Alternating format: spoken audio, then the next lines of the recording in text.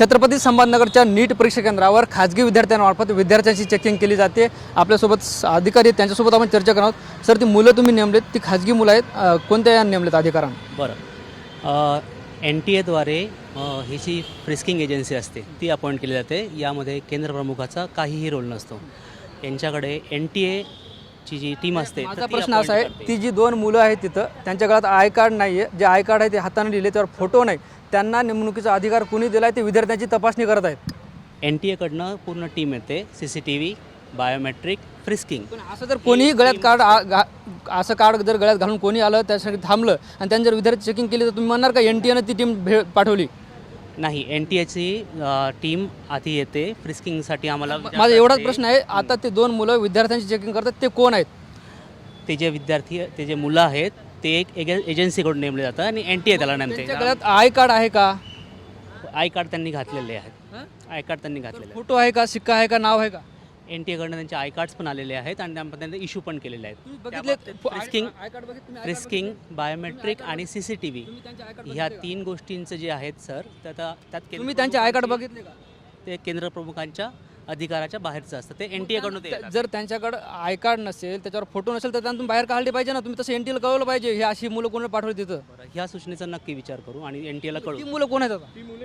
ती मुले जे आहेत सर, तर ती एक खाजगी एजन्सीने नेमलेली आहेत आणि दरवेळेस खाजगी एजन्सीच त्याची करते। किमान आय कार्ड असणं अपेक्षित होतं ना? 1 by 1 if you ask no then it will be okay. त्यांच्याकडे आय कार्ड असणं अपेक्षित होतं ना? हो, अपेक्षित होतं। आणि ही जी टीम असते बायोमेट्रिकची आहे, फ्रिस्किंगची आहे, CCTV आहेत, हे सगळं कॉन्ट्रॅक्ट। तुमचं काय नाव? माझं नाव संदीप शेरे, पर्यवेक्षक आहे मी इथे। संदीप शेरे आणि हे ऑब्झर्वर आहेत आमचे अरुण दाभाडे सर, गव्हर्नमेंट पॉलिटेक्निकचे, आम्ही दोघं आहोत। मला सांगा संदीप शेरे सर, आता NTA कडून त्या दोन मुलांची नेमणूक केली, पण त्याच्याकडे आय कार्ड नाही, आय कार्डवर फोटो नाही, काही नाही, मग कसं करायचं? आय कार्ड्स त्यांना दिलेले आहेत सर मी। तीच मुलं त्याच्यावर कसं ओळखणार तुम्ही? तर ती जी आहे ना सर, ती टीम बाहेर काढलं पाहिजे, असं कोणी येऊन चेकिंग करायला विद्यार्थ्यांच्या इथं? किंवा तो पूर्ण लुकआउट खाजगी एजन्सी मार्फत असतो। ते आता माझ्या केंद्रप्रमुख म्हणून माझे आता जिल्हा अधिकाऱ्यांना किंवा कोणाला कळवलं का? मी कळवतो। तुमचं ते रिमार्क जे आहे ते त्यांच्याकडनं एक प्रोफार्मा भरून घेतो आपण, त्याच्यामध्ये त्यांचे नावं असतात, त्यामध्ये आपण रिमार्क म्हणून लिहितो, त्या रिमार्कमध्ये आम्ही कळवू त्याला, नक्की कळवू। निश्चित आपण बघतोय छत्रपती संभाजीनगरच्या नीट परीक्षा केंद्रावर कशा पद्धतीनं विद्यार्थ्यांची चेकिंग केली जाते। खाजगी एजन्सीमार्फत जे आहे ते या ठिकाणी चेकिंग करण्यासाठी मुलांची निवड करण्यात आली, मात्र त्यांच्याकडे आय कार्ड आहे, आय कार्डवर जे आहे ते फोटो नाही, म्हणून जे आहे ही चेकिंग कोण करते असा प्रश्न आता पुढे त्यांना पाहायला मिळतो। आणि या केंद्राचे जे पर्यवेक्षक होते त्यांनासुद्धा हे सांगणं कठीण झाले। पण तुमचं हे आय कार्ड कोण दिलं असतं? त्यांना दिलं नाव का? फोन करतो मी। काय नाव? कोणाचं? तुमचं भूषण। कोण थांबवली? ते सरांचेच याच्यावर नाव. कोणत्या सर? काय नाव आहे त्यांचं सर? हे आय कार्ड कोण दिलं? त्यांना दिलेलं आहे फोटो ते. कुठे? फोटो नाही त्याच्यावरती. मग काय कोणत्या सरनं जमलं माहीत नाही तुम्हाला? नाही, इथे कशासाठी थांबलेत? चेकिंग साठी. कोण अधिकार दिले तुम्हाला चेकिंग करायची? काय नाव आहे त्यांचं?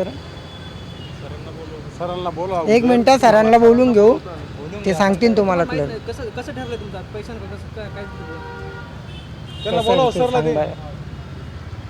थांबा एक मिनटं. निश्चित आपण बघतोय आज जे आहे ते छत्रपती संभाजीनगर जिल्ह्यातील 50 केंद्रावर नीटची परीक्षा पार पडणार आहे। जवळपास 17,734 विद्यार्थी नीटची परीक्षा देणार आहेत। मात्र आपण या सेंटरवर पाहतोय, या ठिकाणी जे आहे ते हे दोन खाजगी मुलं या ठिकाणी आपल्याला पाहायला मिळतात आणि येणाऱ्या विद्यार्थ्यांची ते चेकिंग करतात। मात्र यांच्याकडे आय कार्ड आहे, त्या आय कार्डवर कोणताही सही नाही, शिक्का नाही, त्यांच्यावर त्याचा फोटोसुद्धा नाही। त्यांना याबाबत विचारणा केली असता कोणत्या तरी सरांनी दिले, आम्हाला थांबवले, पण असे मुलं नेमता आहेत का? ते नेमले तर कोणत्या एजन्सीने नेमले, त्यांच्याकडे काय अधिकार आहेत याबाबतची कल्पनासुद्धा त्या विद्यार्थ्यांना नाही। आपण बघतोय मागच्या वेळेस जे आहे ते नीटचा पेपर फुटला होता, त्यानंतर आता पुन्हा नव्यानं नीटची पेपर घेतला जातोय। मात्र असं असताना ही चेकिंग पाहतोय। खरं तर जिल्हा परिषदेने सांगितलं की आम्ही जय्यत तयारी केली, अधिकारी जे आहे ते नेमलेत, मात्र असं नेमलेलं असताना ही चेकिंग कशी होती, यांना कुणी अधिकार दिलेत, त्यांचं ओळखपत्र तरी व्यवस्थित आहे का, हे सगळं पाहणं महत्त्वाचं ठरणार आहे। Camera person आजगर अलीसह Dnyaneshwar Londhe, TV9 Marathi, Chhatrapati Sambhajinagar.